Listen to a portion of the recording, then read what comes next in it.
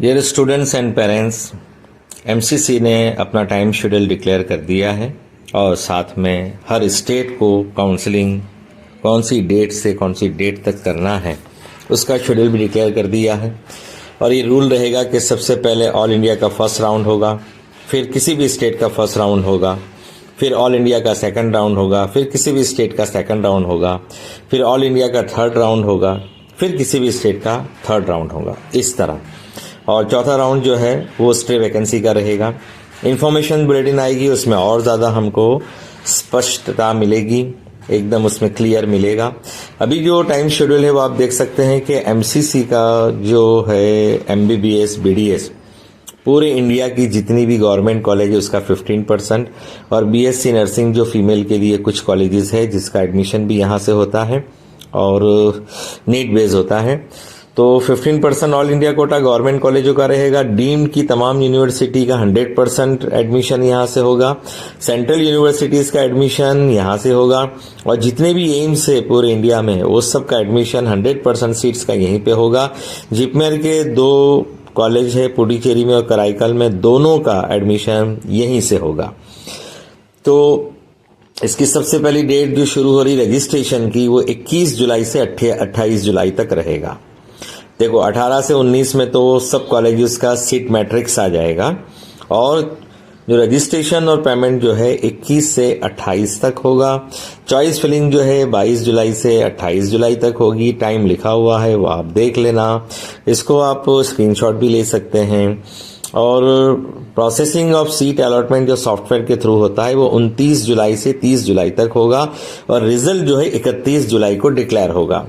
और रिपोर्टिंग और ज्वाइनिंग जो है 1 अगस्त से 6 अगस्त रहेगी और verification of join candidates data bye institutes जो है 7 to 8 अगस्त रहेगा। तो ये याद रखिए कि 31 जुलाई को ऑल इंडिया का रिजल्ट आएगा, उसके बाद ही किसी भी स्टेट का फर्स्ट राउंड का रिजल्ट आ सकता है। इसी तरह सेकंड राउंड का रिजल्ट है 21 अगस्त को होगा, तो 21 अगस्त के बाद ही दूसरे किसी भी स्टेट का सेकंड राउंड का रिजल्ट आ सकता है। थर्ड राउंड का रिजल्ट जो है 11 सितंबर का होगा, 11 सितंबर को होगा, उसके बाद ही किसी भी स्टेट का थर्ड राउंड का रिजल्ट आ सकता है। और उसके बाद स्टे वैकेंसी का रिजल्ट 27 सितंबर है।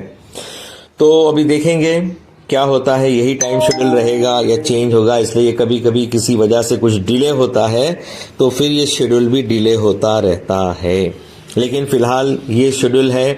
एमपी का कोर्ट का जो भी जजमेंट है वो हो सकता है मंडे को आ जाए, लेकिन काउंसलिंग डेट अभी इन्होंने इश्यू कर दी है 21 जुलाई से 28 जुलाई। तो आप रेडी रखिए, अपने पेपर से रेडी रखिए और जो भी स्टूडेंट्स अच्छे स्कोर वाले हैं उनको ऑल इंडिया में एम्स में जरूर से एडमिशन लेना चाहिए या मेट्रो सिटी में जितनी भी गवर्नमेंट अच्छी कॉलेज है, हॉस्पिटल है, वहां पर एडमिशन लेना चाहिए जहां पेशेंट फ्लो सबसे ज्यादा हो, उसका ख्याल रखना चाहिए।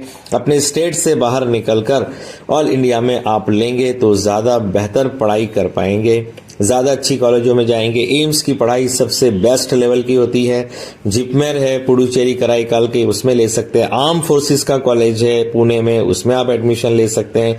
और बहुत सारी बड़ी बड़ी सिटी जैसे कि बम्बई है तो बम्बई के अंदर जितनी भी अच्छी कॉलेजेस है उसमें आप एडमिशन ले सकते हैं। ऐसे बड़े बड़े शहरों में जो जो फेमस है, दिल्ली के अंदर जितनी भी अच्छी और कॉलेज है, मौलाना आजाद के अलावा भी और जितनी सारी कॉलेज है, मौलाना आजाद का तो है ही एम्स के बाद, लेकिन उसके अलावा भी बहुत सारी जो कॉलेजेस जो अच्छी है आप उसमें एडमिशन ले सकते हैं। आपके बनारस हिंदू यूनिवर्सिटी में एडमिशन ले सकते हैं, एएमयू अलीगढ़ मुस्लिम यूनिवर्सिटी में एडमिशन ले सकते हैं। तो आपको बहुत सारे चांसेस मिलते हैं, बहुत सारी कॉलेजेस के ऑप्शन आपके लिए खुले रहते हैं। तो सब को पहले ऑल इंडिया में ट्राई करनी चाहिए। जिसका स्कोर अच्छा है, जिसका स्कोर यूं समझ ले कि 30,000 से ऊपर तक है, ओपन ईडब्ल्यूएस की बात कर रहे हैं, बाकी सबका तो लो हो जाता है।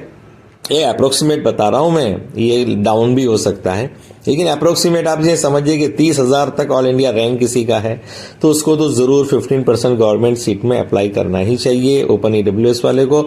और उसके अलावा ओबीसी एससी एसटी का उससे थोड़ा डाउन होते जाएगा और वो कुछ तो लाखों में चला जाता है एससी एसटी का।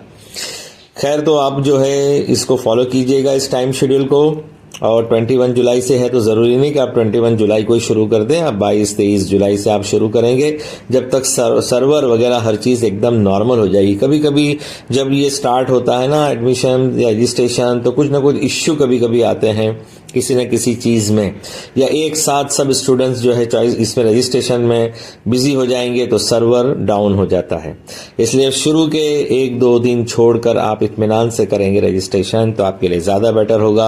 आप रजिस्ट्रेशन पहले करो या आखिर में करो, आपका ऑल इंडिया रैंक होगा उसी के हिसाब से एडमिशन होगा। ऐसा नहीं है कि फर्स्ट रजिस्ट्रेशन करेंगे उसको फर्स्ट चांस मिलेगा, बिल्कुल भी नहीं है। आपका जो भी ऑल इंडिया रैंक होगा उसी के हिसाब से आपका एडमिशन होने वाला है। तो सब धीरज रखिए, और 21 जुलाई है तो आप 22-23 जुलाई के बाद ही रजिस्ट्रेशन करें तो ज़्यादा बेटर होगा, ताकि सब चीज़ें नॉर्मल हो जाए, इजीली और स्मूथली आप काउंसलिंग कर सकें। इस चैनल को आप सब्सक्राइब करके रखिए, लाइक कीजिए और शेयर कीजिए ताकि दूसरे स्टूडेंट्स को भी पता चले, और आपको जो भी इंफॉर्मेशन आएगी एमसीसी की वो इस चैनल के थ्रू आपको इंफॉर्मेशन दी जाएगी। आयुष की इंफॉर्मेशन आएगी तो आयुष ऑल इंडिया की भी इंफॉर्मेशन इसी चैनल के थ्रू आपको दी जाएगी। सबसे गुजारिश है, विनंती है कि आप इस चैनल को ज़रूर से सब्सक्राइब करें, लाइक करें, शेयर करें। Thank you so much for listening.